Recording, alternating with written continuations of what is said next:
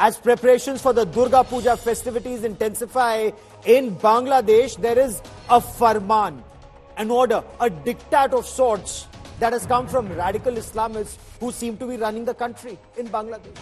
And they seem to be emboldened by this so-called student revolution that brought them to power. Hindus are being targeted day in and day out.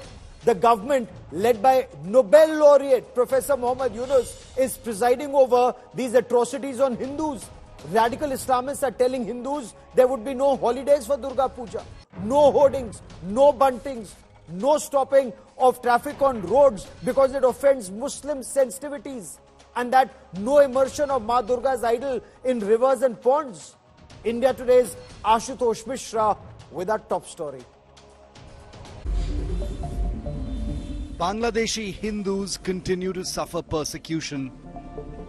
Tensions are rising for the minority community in Bangladesh as their biggest festival, Durga Puja, approaches.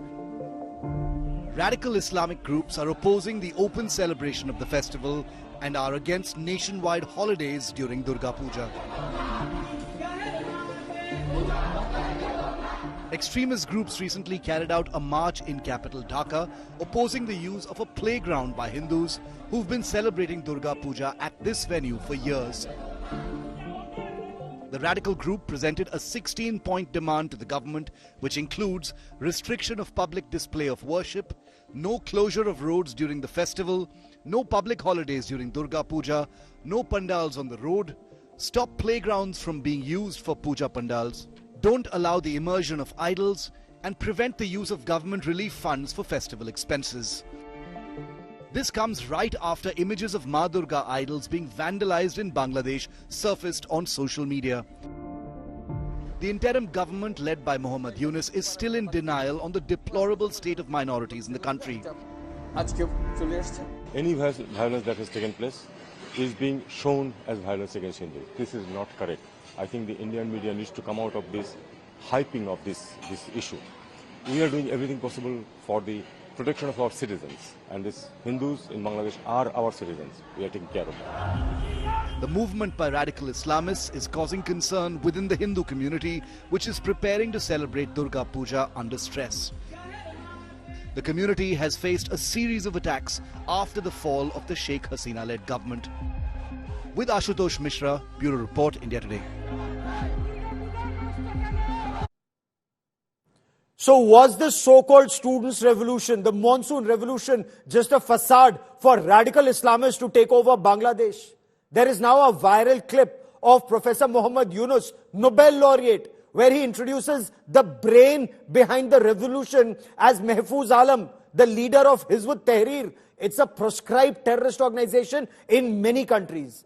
And if he indeed is the face or mastermind of this so-called revolution that ousted Sheikh Hasina, is Bangladesh safe for Hindus at all or other minorities? Joining me on this India Today special broadcast are domain experts. Ambassador Veena Sikri is former Indian ambassador to Bangladesh. Professor Brahma Chilani is a well-respected strategic thinker, author and commentator. And Sushant Sareen is senior fellow at the Observer Research Foundation.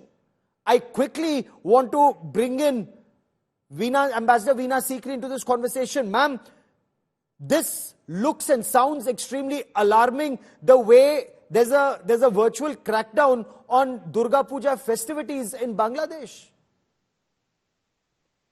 Yes, I think that this is indeed very worrisome because ever since we have seen that Muhammad Yunus has been appointed the chief of the divisor government, the real power behind the throne is the Jamaat-e-Islami. The real power behind the throne in Bangladesh are the Islamists. And they are the ones who are exerting themselves at every stage. We know ever since August 5th, since former Prime Minister Sheikh Hasina left the country, the attacks on the minorities have started. The Hindus, the Buddhists in Khagrachari and Chittagong hill tracts, and even the Christians in different parts of Bangladesh. And they've been, began with burnings and rapings and killings. And when after a lot of taking it up, our Prime Minister spoke to Mohammed Yunus, spoke to President Joe Biden about it, then it converted into economic attacks on the economic livelihoods. Teachers were asked to resign, professors in the university were asked to step down by mobs who came to their rooms and surrounded them, the representatives of the Islami Chhatra Shibir, the students' wing, and indeed of the Jamaat-e-Islami. So this has been a very worrisome trend in Bangladesh. And now, in the beginning, on the Durga Puja that you spoke about, in the beginning, the first thing was, no, you only when the time of the azan is there, then 5 minutes before that to stop the music, and after that you can continue. Now it has proceeded to saying that there will be no holiday on Durga Puja, there will be no immersion of the Durga Murti in the rivers, and also that why there should be a celebration at all. So I think this attack on the minority communities is very worrisome, because it's an attack on the basic principles of the Constitution of Bangladesh. The Constitution of Bangladesh has as its four pillars: nationalism, secularism, democracy, and social justice. And there clearly is no social justice right now. In fact, Professor Chilani, one more point I'd like to Professor make. Chilani, what do you make of the situation on ground? And Professor Mohammed Yunus is a Nobel laureate. He's heading a government where it seems radical Islamists are calling the shots, sir. You're right, Gaurav. The fact is that the law and order situation in Bangladesh is so worrisome that even Western embassies have downsized their staff in Dhaka. Foreign investors are keeping away from Bangladesh. The mainstay of the Bangladesh economy, the garment industry, is in the doldrums. There have been attacks on factories, attacks on hotels, hospitals, and the vandalism, arson, and extrajudicial killings are still continuing. Minorities are being attacked. The attacks began on the Hindu minority. Then they've extended now to attacks on Sufi shrines, on Shias, and now the Buddhist chakmas in the Chittagong hill tracts. It's like only the Islamists are safe in Bangladesh. And the irony is that this Islamist, pro-Islamist government headed by Yunus is being propped up by the United States. The United States has been showering bilateral and multilateral aid on Bangladesh since the regime change on August 5th. Look at the irony. In next door Myanmar, the US is seeking to oust the military junta. It's providing weapons to the rebels there. And some of these weapons, like drones, are entering India's Manipur state. And in Bangladesh, it's propping up a military installed regime that has no constitutional legitimacy. The Constitution of Bangladesh does not provide for an interim government. Yes. So this is a usurper regime in Dhaka. And unfortunately, we in India are not speaking up on these developments in Bangladesh, these attacks on minorities, this lack of constitutional legitimacy, the way Yunus went. Yes, it's very, very worrisome. Sushant Sareen, letters sent to temples telling Hindus to cough up 5 lakh takas for Durga Puja celebrations or be prepared for consequences. Is this almost like imposition of jizya tax once again on Hindus, and now it's happening in modern times and not in the Mughal era? Gaurav, as of now, it is pure and simple extortion by some of these Islamist groups. But yeah, eventually, given the trajectory in which Bangladesh is moving with the Western sanction, liberal, progressive, democratic values that the West espouses, they don't want that in Bangladesh. So what the direction in which they are pushing Bangladesh, yes, I think jizya will be the next thing to happen. But look, this is Bangladesh rediscovering East Pakistan in many ways. So you have a government which pretends to be all liberal, progressive, and what have you, despite its association with some of these radical Islamist groups, including some of the people this guy Mohammed Yunus was flaunting in the United States. These are guys who, even the Brits, who have a great level for tolerance of terrorists who carry out terrorism in other countries, They keep them very secure in Britain. Even the Brits felt threatened by Hizb ut-Tahrir, but apparently Muhammad Yunus doesn't, nor do the Americans. So that's another story. But look, this is the trajectory in which they are moving. So you have this government out there. And what has started happening is that it's created a lot of space within the Bangladeshi polity for many of these radical Islamist groups to strut around, demand stuff. It has not become official policy right now. Currently, they are saying that Durga Puja will go on as normal. There will be no let or hindrance. But look, we know how the street works, right? So I think that is the trajectory in which things are going. The second thing is, for all the Brahma accounts, the reasons Brahma recounts, I think the Western calculation seems to be that Islamism in Bangladesh doesn't really bother them, because eventually, given the kind of aid that they are giving into Bangladesh, will make Bangladesh a kind of a vassal state of the West. And then maybe, whatever strategic aims they have, they can achieve them. They're living in cloud cuckoo land, but then this is the kind of policy miscalculations the West is infamous for. They've done it in Pakistan in the past. American lives have been lost. They're doing the same in Bangladesh now. But Ambassador Sikri, Bangladesh government, Professor Muhammad Yunus's government may claim that Durga Puja will happen and it's a secular ethos that they want to carry forward. But the diktat that's come, you cannot immerse Ma Durga's idol in rivers or ponds. You cannot have buntings and hoardings because it hurts Muslim sentiments. Does this not indicate that by hook or by crook, Professor Muhammad Yunus, the Nobel laureate, is just the titular head? It's the radical Islamists who are running Bangladesh. Well, at the moment, I can only describe the situation in Bangladesh as fairly anarchic. There's really, it's quite an anarchic situation, because even the police is not back in full force, and the army has been called in. The army has been called in for the executive magistracy powers and even some police powers. And in fact, some army officers have lost their lives in Cox's Bazar already. Now, it's very worrisome, because on the face of it, you say nothing is wrong. Muhammad Yunus seems to be the front of the government, the secular front, but obviously behind him the decisions are something different. Yesterday in New York, Muhammad Yunus was speaking at the Bill Clinton initiative, global initiative, and former President Bill Clinton was next to him, and the students were on the stage. 2 or 3 of the students were on the stage, and Muhammad Yunus said, he had been saying all along so far that this is a spontaneous movement. The students came and did it spontaneously because they were unhappy and they asked Sheikh Hasina to go. But yesterday he said that this is a very planned movement.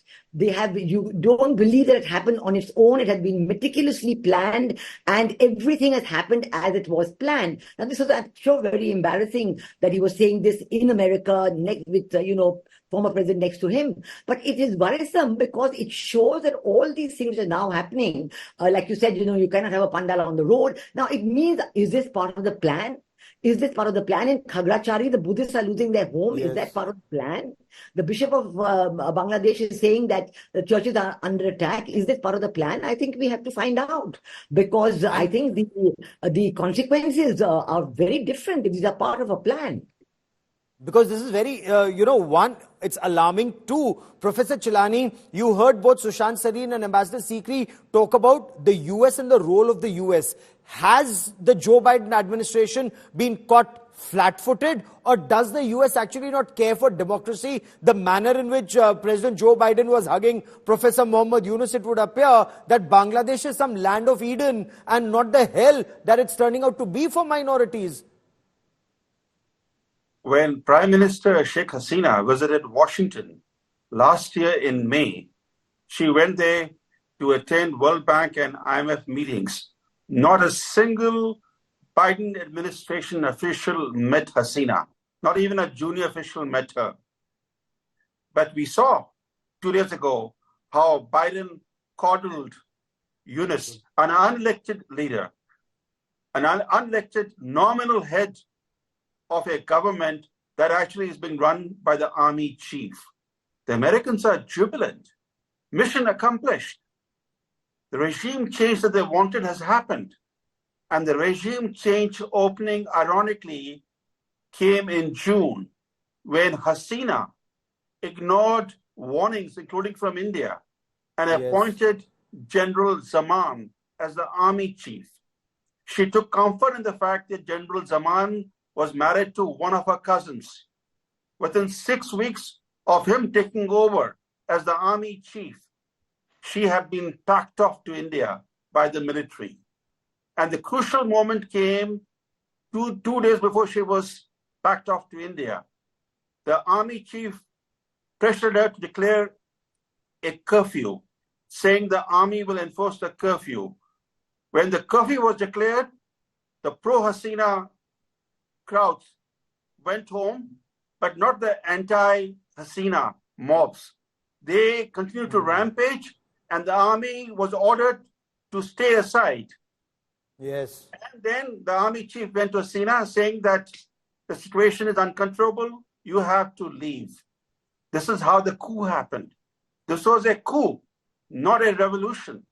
And today, it's surprising. The throne is one person. That one person, General Zaman, is controlling the show.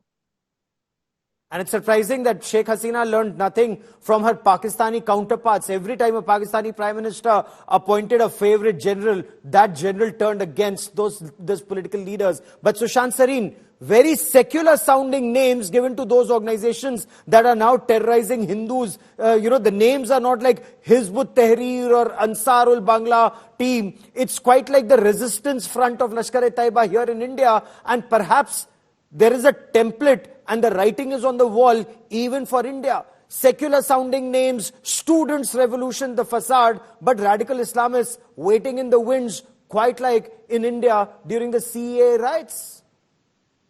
Yeah, so Gaurav, that's a trend that we've been observing for a fair bit of time. It started in Pakistan also. We've seen that same trend continue in Jammu and Kashmir.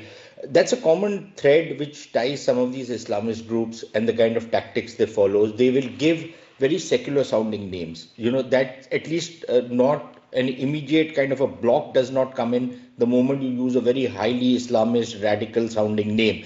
Now, this they've understood makes monkeys out of people in the West. There are very good experts on terrorism in the West, but generally the people who actually make policy in the West don't seem to know their front side from their back on issues of terrorism, radicalism and stuff like that. So they play the West by using these names. We've seen that in Jammu and Kashmir and other places. Yes. But the underlying ideology of these groups is, of course, highly radicalized. So one is this. So I think the mistake which Hasina also made was not just forget the example of Pakistan, but forget the example of history. Very often cousins are the most jealous people in the family. Absolutely. If you're doing well and you have a cousin who's not doing as well, then, there are aspirations which cousins have to catapult themselves into the primary position. And so that's yes, exactly what they appear to have done. And the situation in Bangladesh, we'll be tracking that very, very closely as Durga Puja festivities draw close. Ambassador Sikri, Professor Chilani and Sushant Sareen, as always, many thanks for joining me here on India Today.